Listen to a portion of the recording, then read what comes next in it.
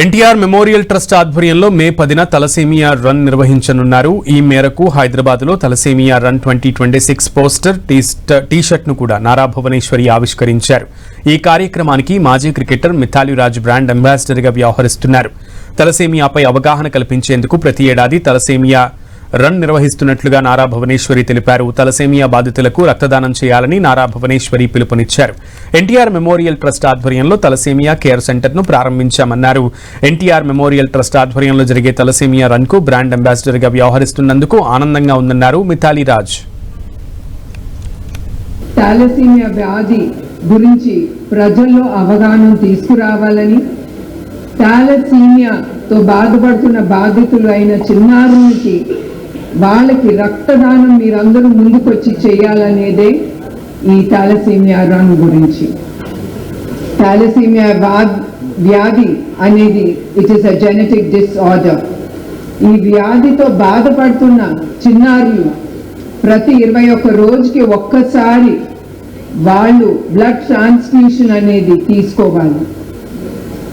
ఇది వారి కుటుంబానికే కాదు, ఆర్థిక భారంగా వాళ్ళు భరిస్తున్నారు.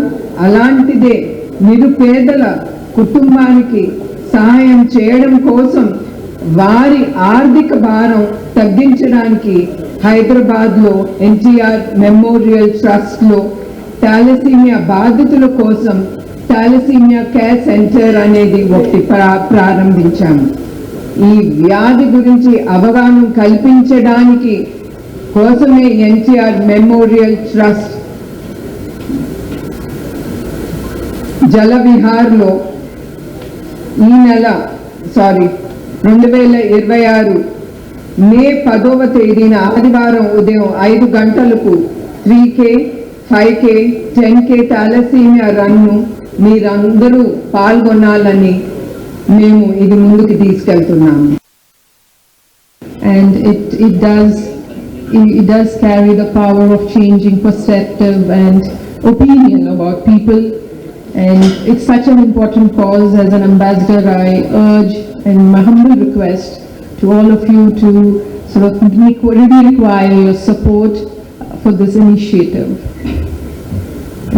Of course, Rajendra sir has spoken and educated all of us about this condition, thalassemia. And in a very simple word, yes, it's a genetic blood disorder. And I've been to NTR Trust about a week back, and I did see few children, getting their blood transfusion done.